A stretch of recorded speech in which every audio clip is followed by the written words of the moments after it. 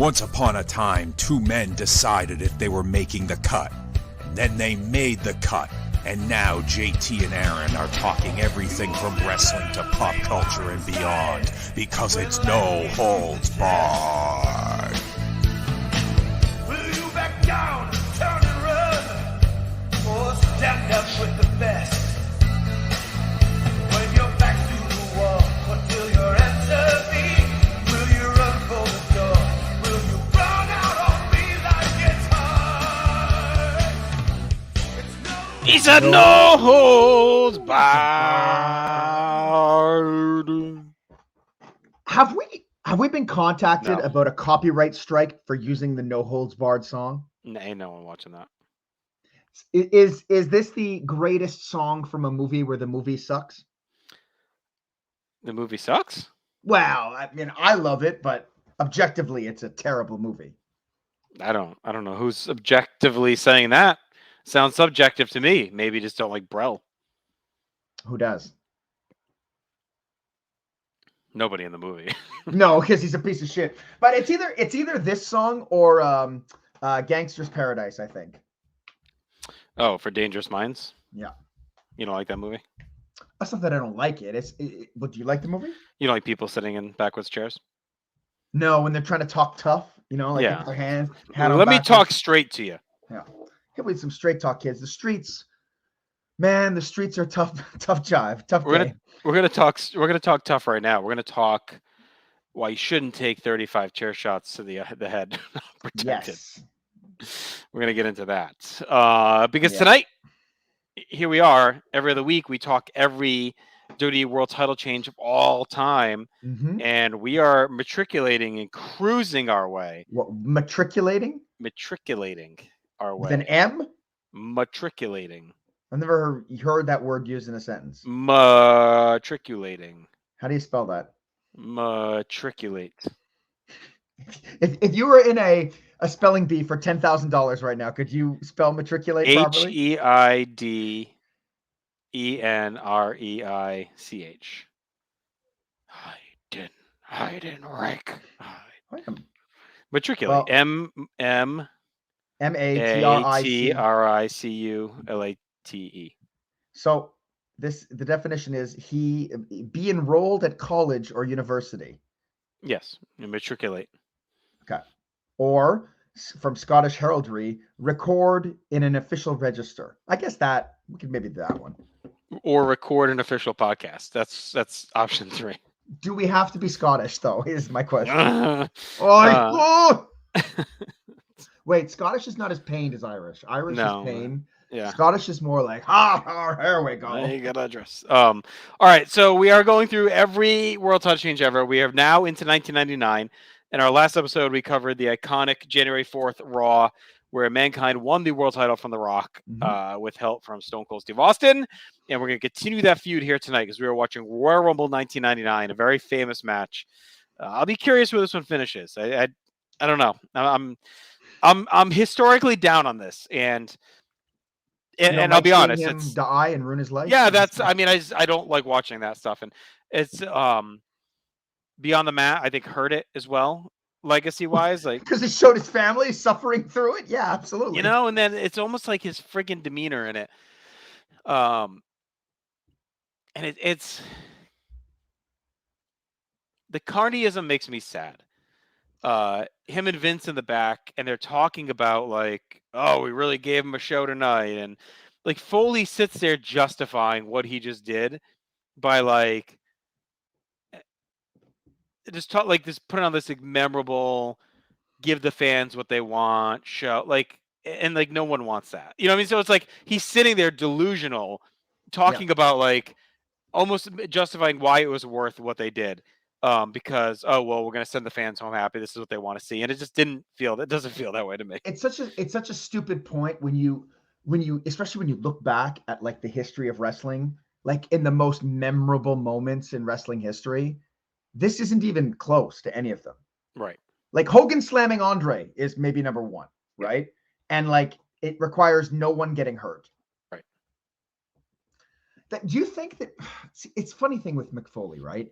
Like Well, let's start the match because it's long. And we'll Yeah, talk we do about have a it. lot to talk Okay. about. All right. So we're paused on the cock. We are seated on the cock at 102.21. There's a giant sign that says "Rocky don't suck." And on How the about network, your? it's 102.12. Okay. All right. Very good. All right. So let's go ahead and do it. Here we go. 3, 2, 1, go. So the Rock's coming out. This is during his big titty phase. So he's wearing the jumpsuit again, like he did on Raw. Yeah. Big titty So, Rock. do you think that Mick Foley, because he's an articulate wrestler, ends up being viewed as some kind of an intellectual when really he's probably like, for him to view this as like this transcendent thing without ever considering how it affects his family crying in Right. front of him?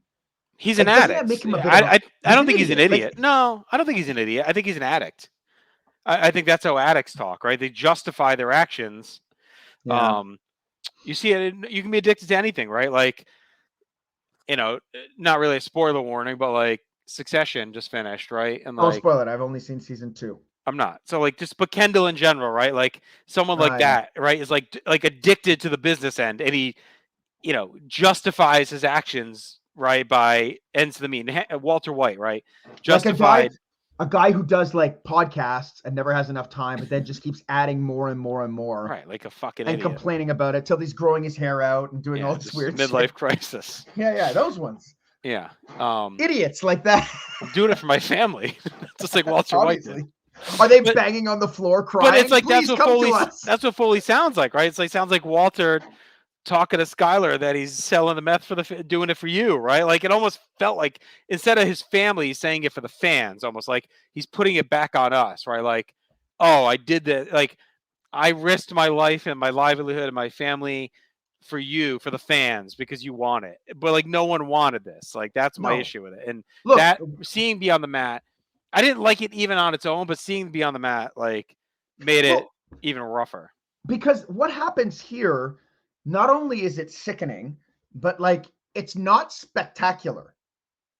Like whatever, getting thrown off the cage, maybe that's not the smartest move also, but at least it's more spectacular. It's going to create this crazy all-time moment. Yeah. That you're going to see over and over. It's easy to repeat.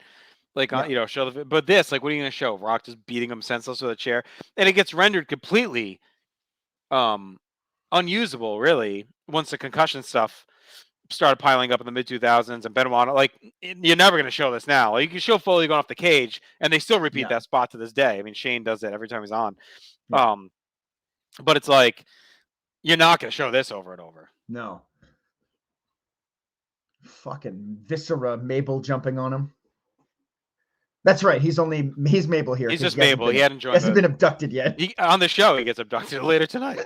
Mabel's got to be the worst kidnapping victim possible. He had the little penis hat on, too.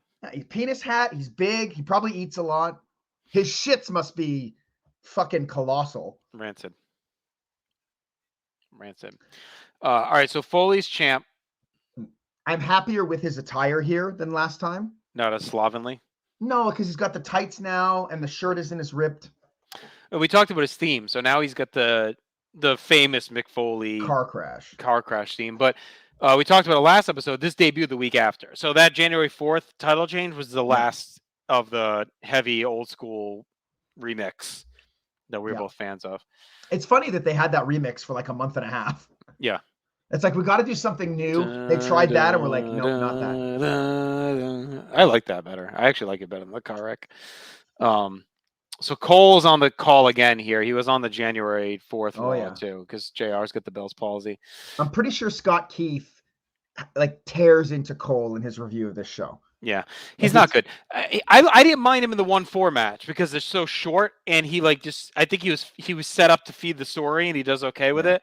But now he's like doing full shows. It's rough. Yeah, he's annoying. I love how Foley has the hubris to think that Rock is going to give up immediately. Yes, this is it.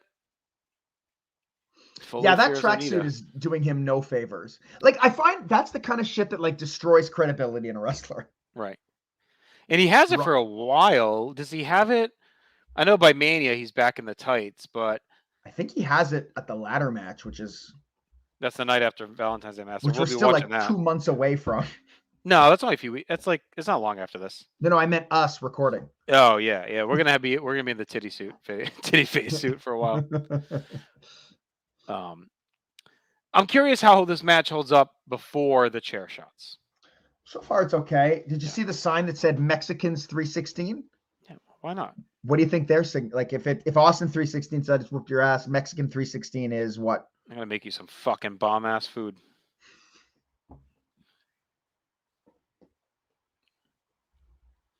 So all Foley out of the gate. I do like that The Rock is still speaking in the third person, refusing. Yes. The Rock don't give up. The Rock's gonna kick your ass. Yeah, we're getting like Foley playbook 101 here out of the gate. It's battering with the microphone. We get the cactus clothesline. Yeah. But you can see it's lost a bit of velocity.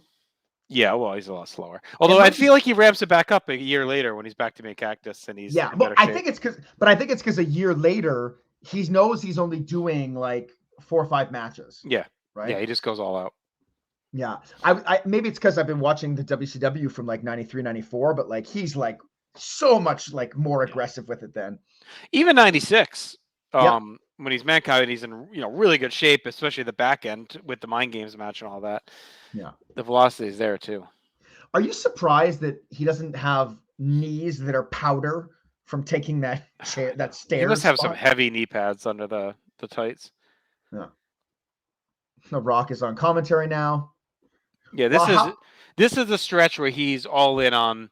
He goes to the booth every match, the SmackDown hotel, and I check him in. Like this is like that phase right now. What's the what percentage of improvement is Rock on commentary to Michael Cole? Yeah, 100,000 times.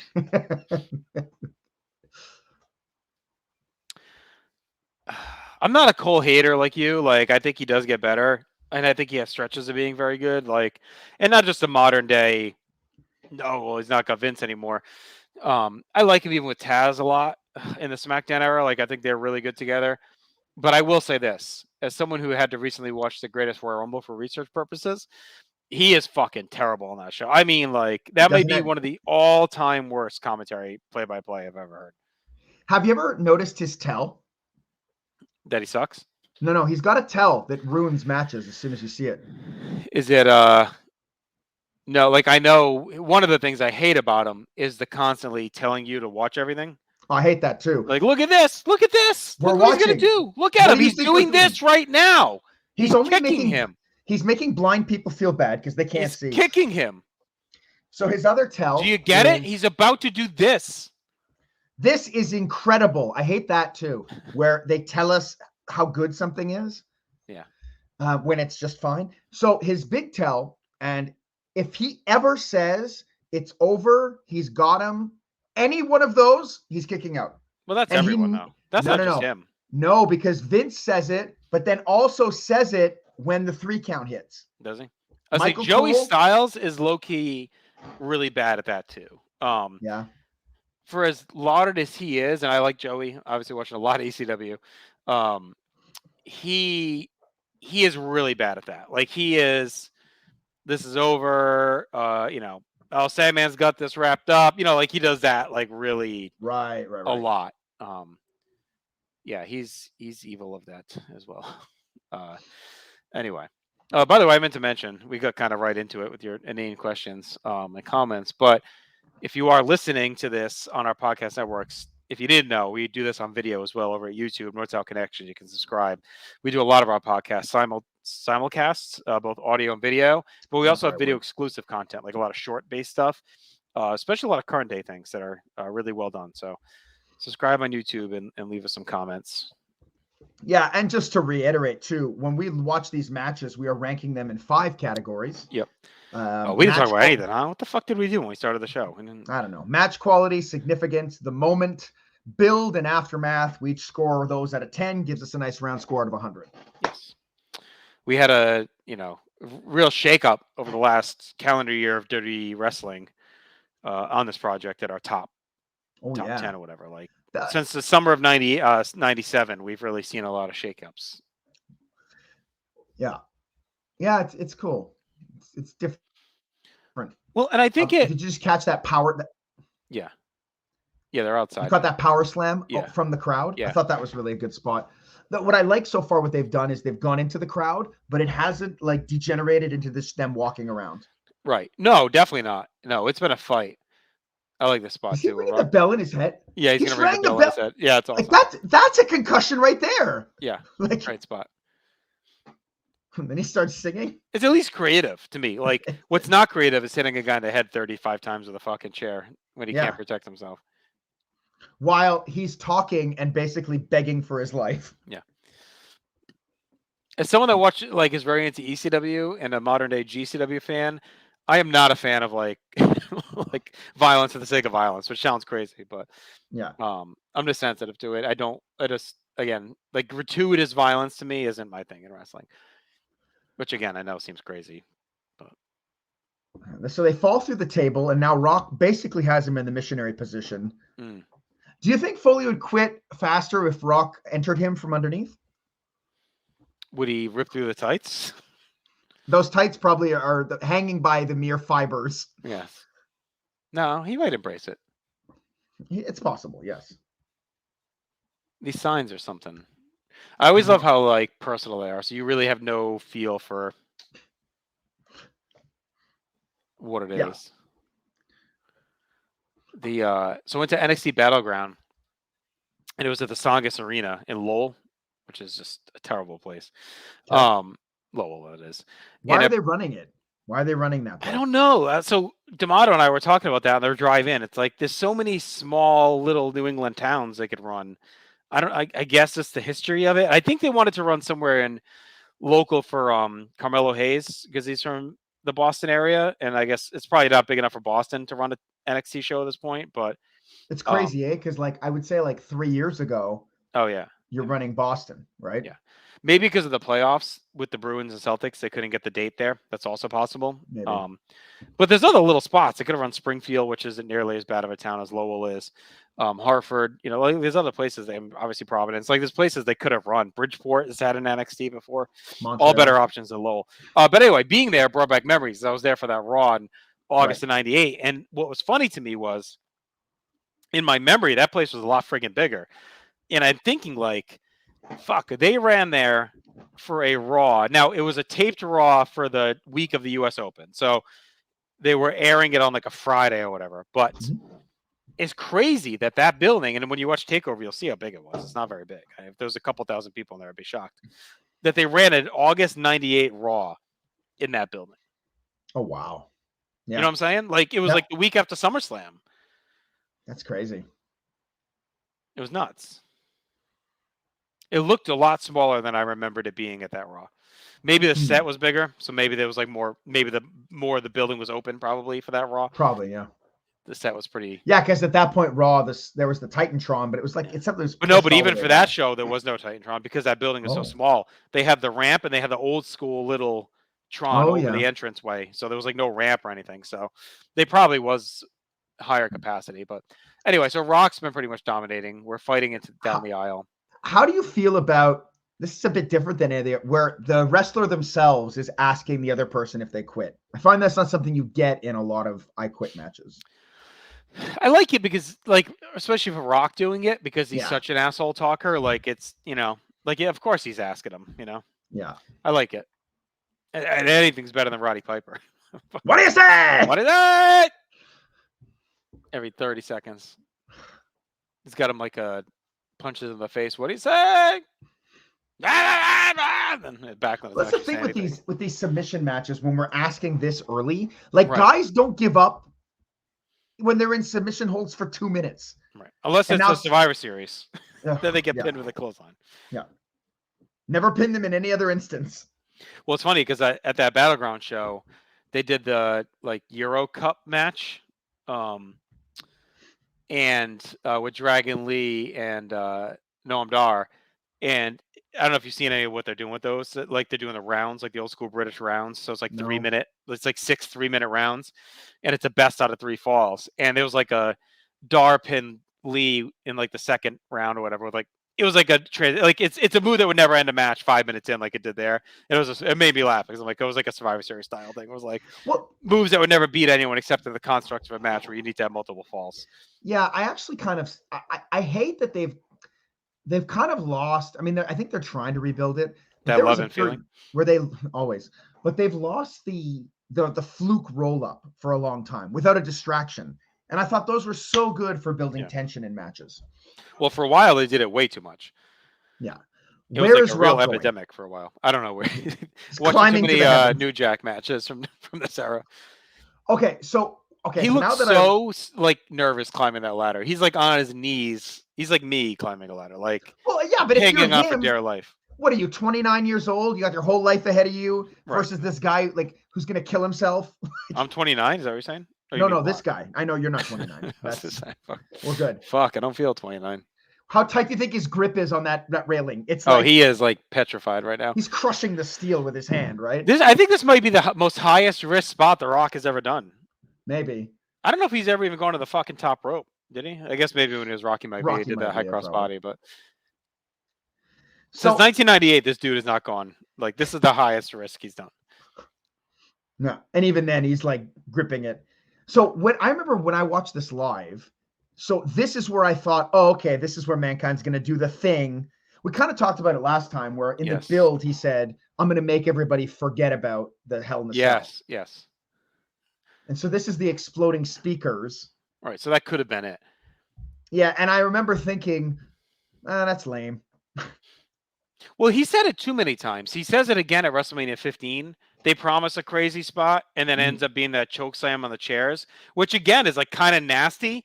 But when you compare it to Hell in a Cell, everything seems tame. Like, this is pre-June 98. This would have been like a crazy bump. You know what I mean? Like, but it was like after that. And we says like, oh, we're going to be as crazy as that. That doesn't.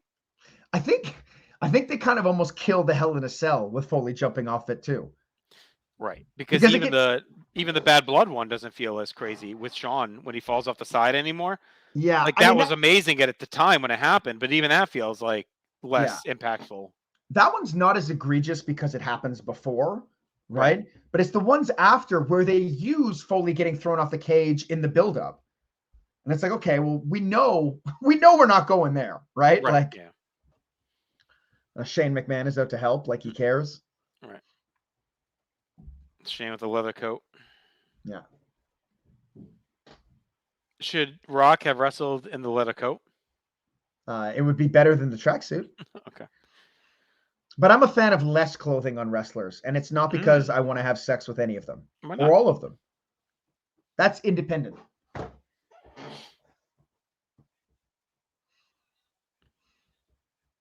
I can't believe we got The Rock every week for like 4 years. That's crazy, right? I know. Like, we didn't know what a gift we had. No. And then they just tried to make everybody The Rock forever. I know. Like, when we get there, Chad Campbell, on Wrestling Warzone, like, I'm excited to watch the real run of The Rock, like 99, that week after week, when, again, you forget, like, that dude is on two times a week for 2 years. Like, 99, 2000. He's on Raw and SmackDown. Like, the main character on the show. Like, and now we're just happy if he might show up. Right. Well, maybe he'll be there once. Like, it's crazy how short the run is. Because it's really, I mean, his first layoff is after WrestleMania 17. It's a short one. He's back by SummerSlam, and then he's there until what? What does he leave? After WrestleMania 18, but then he comes back again for a little bit, not for much though, just like a month. Comes back to put over Brock. Yeah, I'd say his WrestleMania 18 is pretty much the end of him as a full-time guy. Yeah. So yeah, I mean, when do you want to say he heats up? We'll call it on January 98 just to keep it clean. Yeah. So you really get about 4 years. 3 and a bit. Yeah. 3.5, 4 years. 98, 99, 2000. No, you got 4. Which, funny enough, is about the same as Austin. Yeah. I mean, if you say he blows up at King of the Ring 96, he loses a full year. Yeah. You may get 5 on him, I get 4.5. But he's still on TV for that year. No, he's not. In 2000? 99, he's not. Not 2000. I was thinking more his first neck break. But you're right. No, in that one he's not there. Yeah. I mean, he's around after he retires in 03, like as a character, But he's not good. I mean, he's good, but he's Yeah. not.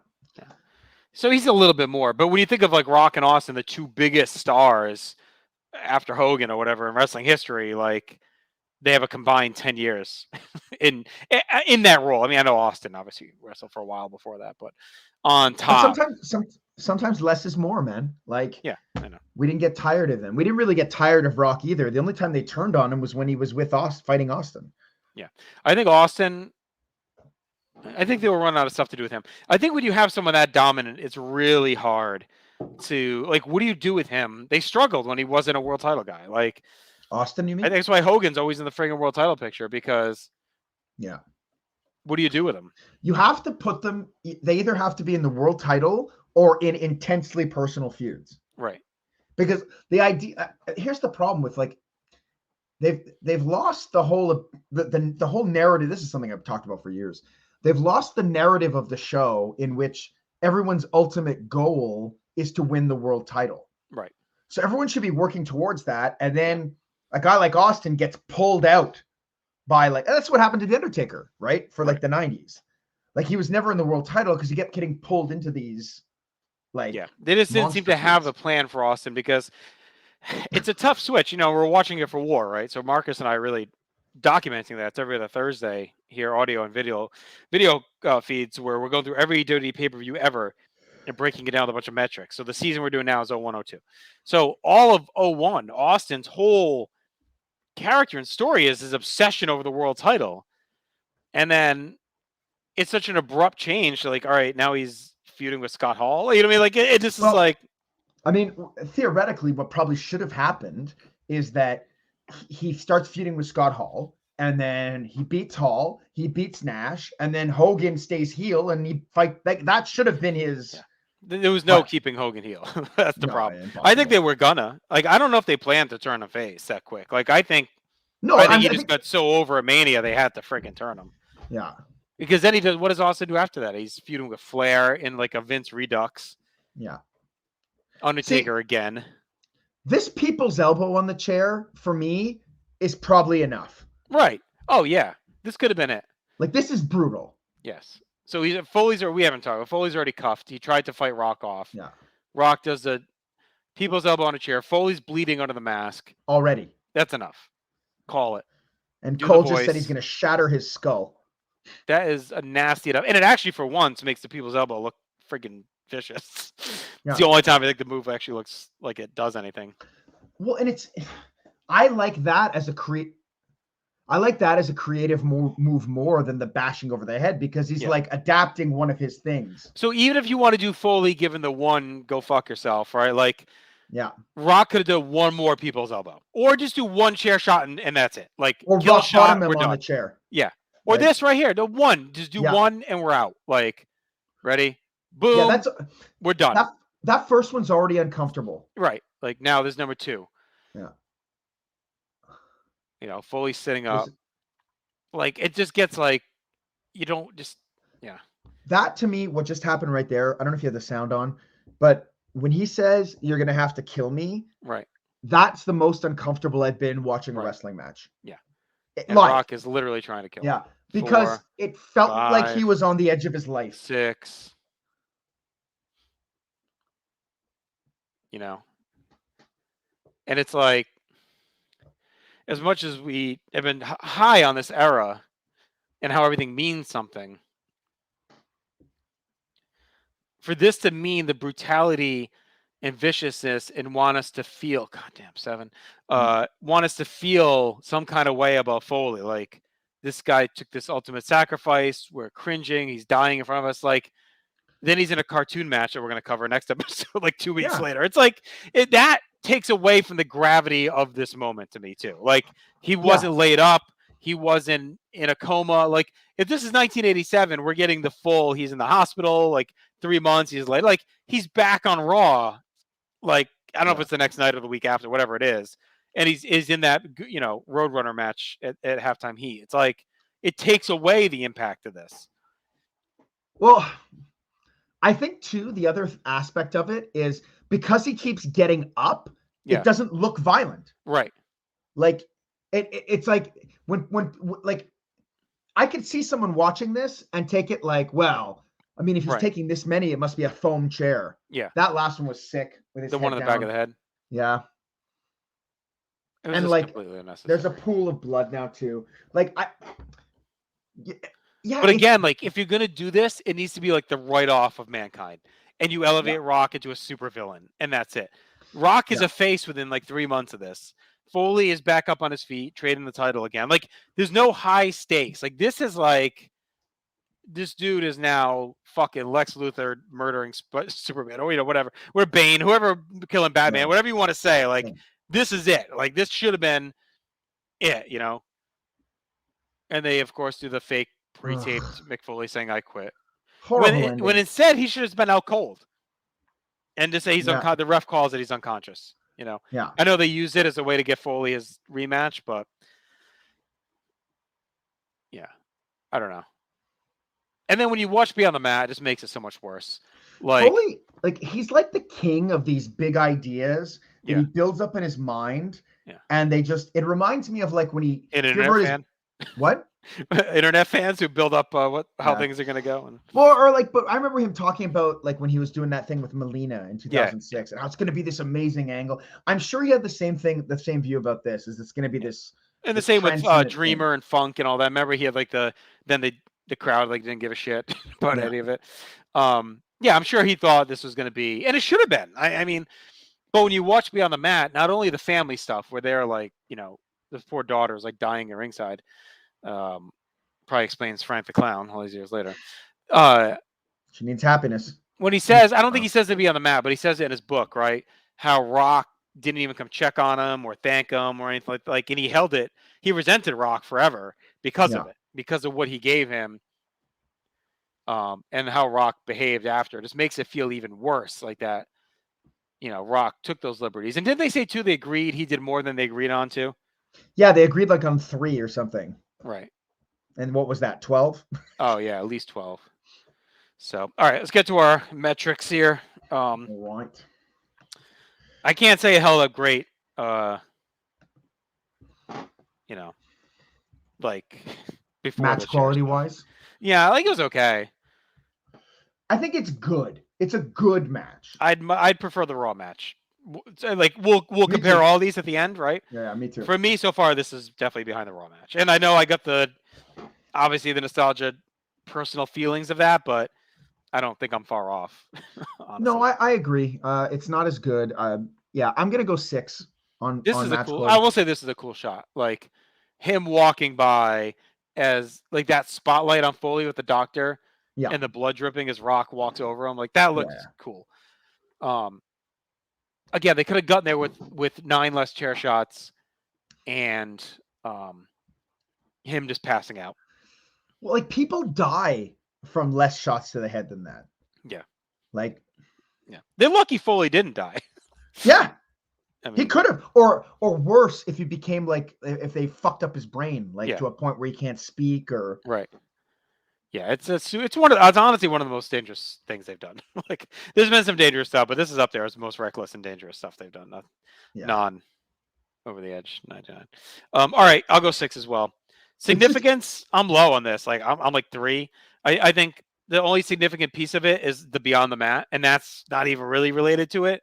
I think it becomes significant as part of the lore of Mankind and Mick Foley. Like that whole scene in Beyond the Mat becomes such a piece of him in his career and what he is. Him taking this, all, but the title change itself is like it's undone. We talked about it last time. Yeah, it doesn't mean anything because like my argument for the Raw one was what it did for Foley's legacy, his career. Like this to me doesn't add much. It doesn't do anything for either of them. Right. Besides almost killed Mick Foley. Yeah, well that and even in The Rock's victory, it's not like a victory he earned. No. Right? Like it doesn't elevate him in any way. No. It's part of a story. I mean, I think we have to look at it that way too. With some of these title changes in this era, they are telling stories, pal, making movies. But I think they're very much telling long-term episodic stories, even with these world title. Like they viewed the title, as Russo always said, like as a prop, as a potato. in this story of Rock, Mankind, Steve Austin. So like to them, this is just an evolution of the soap opera. So the title change isn't meant to be historical, important. They just didn't view it that way during this little stretch. It was meant to just show that these guys were willing to just destroy each other and do shenanigans to win the title. So what do you got for significance? You're going 2? Okay. I'm going 2. I just feel Yeah. like aside that Beyond the Mat, but it's not good in any way. In fact, it makes me think less of Mick Foley. Yeah. So, yeah. Look, I'm going to say this. I think for the moment, I'm going.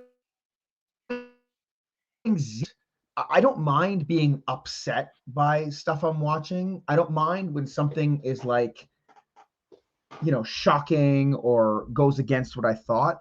Right. But I definitely remember watching this live and wondering if I wanted to continue watching wrestling. Yeah. Because it was just so much. And it was like, why am I like, I was uncomfortable the rest of Yeah. It was definitely, it's definitely rough to watch. It's not one I want to rewatch. Like I know we did it here. I'll probably do it eventually for War, whatever, whatever. When we get to these things, right? Like it's fine, but yeah, it's not something I want to sit and rewatch on my own. I mean, in the moment, like there's a shock. I like the Rock standing over him is cool.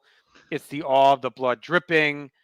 So I could see someone that doesn't care as much about that, like thinking this isn't like a great moment, I guess itself. But I'll give him a 1 just because I think there's a little something there. But again, it's not something I'm rushing to rewatch.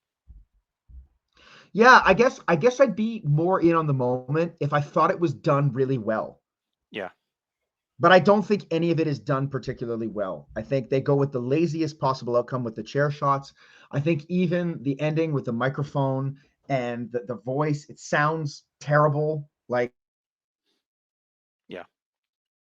Yeah. I guess they do at least call back to him saying I quit in the build, so that's something. But all right. So build. I was super high in the build for the Raw match. I don't think there's like a ton here. I mean, it's only really 2 weeks.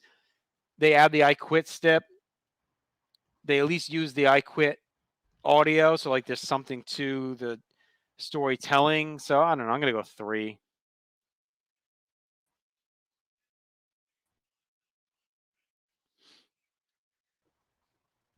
Yeah, you're frozen a little bit here, but yeah, if you want to throw your grade in, yeah. I can read it out.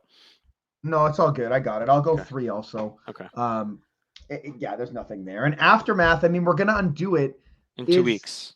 Yeah, I'm going 0 here because this is to me is where you really get the kick in the nuts because it's like we just talked about. I'm not going to rehash it all, but you immediately unravel what should have been a kill shot moment and you render it to seem like a cartoon bullshit. Like Foley's right back at it. They fight in the cartoon match a couple weeks later and halftime heat. It's like, what are we doing? So I'm going to go 0 there. Right. All right. So is this our worst? Yeah. All right. Well, 24? It's not. Oh, okay. Hogan Yoko. It's actually not. Imagine there's 2 worse. So we got Hogan Yoko at WrestleMania 9 is at 20. What was that at? 23. And when I think we got to. Oh yeah, Pedro Stasiak at 16. So. Yeah. You know what? We never get to do this. Let's do our bottom 10. Okay. Since it's following there. 1, 2, 3, 4, 5, 6. So it starts at number 35 there. So we've done 44 so far. So the number 35 worst title change is Pedro Morales versus Ivan Koloff from Stasiak. Yeah, your audio's freezing a lot. Aaron. I'm just going to read the bottom 10 off. I'll read them quick. Pedro versus Stasiak is number 10 at 16 points. Hogan Yokozuna at WrestleMania 9 is 23 points. Mankind Rock, which we just covered tonight, is our 3rd worst now at 24. There's a little bit of a jump up to Hogan Undertaker at Survivor Series 91 at 30. At 31 points, Bruno Sammartino versus Stan Stasiak. Right above that is Bruno versus Koloff at 32. And then we have Ultimate Warrior versus Sergeant Slaughter, 34 points. Tied with that is Bret Hart versus Yokozuna at WrestleMania 9. Right above that is Hogan versus Yokozuna at King of the Ring 93 at 38. And then we have two tied at 39 is Pedro Morales versus Ivan Koloff and Randy Savage versus Ric Flair from September 92. So a little more than 10 there, but that's kind of our real bottom tier. There's a few right above that, but that's 30s and below are those. And you can see like a bunch of those are really some of those older ones that we didn't have a lot of footage of. We had to kind of guess and extrapolate out what we thought they could be. So I would say like Hogan, Yoko, and this are really probably our worst two that we've been able to really watch and digest. And given that Hogan Yoko Yeah. is like a 9-set, like I'd say this is right now our worst match that's a title change that we've had so far. And I don't think I would have came in thinking this was going to be the worst, honestly. I figured it wouldn't do well. I didn't think it was going to be like a bottom 3/worst ever. I'm curious. I'm actually curious because on the last one, we kind of went back and forth and we talked about how is Rock and Mankind an all-time classic feud, right? And I'm curious to see how the other two color this. Right. Because I can get behind the idea that like the Survivor Series match is part of something classic. The Raw match, for sure, I can get it. But if this one's kind of off the cliff, and if the next two are off the cliff, I'm curious if that kind of changes your mind on it, or if those next two are great, if it changes mine, right? Yeah. So there's also another one in there that we are not going to cover at Valentine's Day Massacre. It's the only one in the feud that we're not going to watch. So I would say that's and the we didn't double watch Rock knockout, Bottom. right? That's the double knockout. Yeah. We didn't watch Rock Bottom either. But again, those are not like no, Rock Bottom's not that good. We went over that. No. I would say in my memory, Halftime Heat's okay. Like I'm just not a fan of that style of stuff. I don't remember the Raw match at all, so we'll see. I've never seen Halftime Heat. Yeah. So oh, really? You never watched that? Okay. To me, I think a lot of it is I didn't channel. Yeah. I'm curious how much like not seeing the week to week would make a difference in this, like judging it as a feud. You know, like we have the week to week like interactions between the two of them, and it's just a small slice of the Rock, Austin, McMahon saga. You know, and I think what helped it. I mean, to your point, it going long may hurt it, right? If it's a saga that ends with Foley winning the belt on January 4th, and then Rock beats him to death here, and Foley's off TV until Mania. Yeah. It's almost better, right? It's like okay. Where he comes back as the ref for the main event. And we don't see like they have a guest ref, it's a surprise, and it's Foley. It's like a kept secret kind of thing. Yeah, he's been off, he's been out since the brain injury that Rock destroyed him here. Give him 2 months to rest up. But I think they needed him to fill that gap for Rock. I mean, I guess they could have tried to elevate someone else quickly into that, like maybe bring Shamrock, have him turn on Vince a little sooner, and have him fight The Rock in February. You got Triple H. You could have brought back up. I mean, I don't think you need The Rock fighting in February. Yeah. If your main event is Austin and Vince. Yeah, true. You don't need it. Yeah. Or you can stick him in a tag. You could do a corporation tag, DX versus Rock and whoever if you want him. Or put him on commentary for Austin McMahon. You could have done that too. Yeah. So, all right. So that'll do it for us. We'll be back in next week with a new draft. Then we'll be back in 2 weeks' time with the next Mankind Rock match. And that will be Halftime Heat. So we'll be talking that. Sure, check out everything we have here at Notes Out Connection, both video, audio, subscribe on all podcast applications, as well as our YouTube channel if you're watching here. We appreciate it. Till then, the Dookie's been dropped, and we'll talk to you soon. Bye, jackass.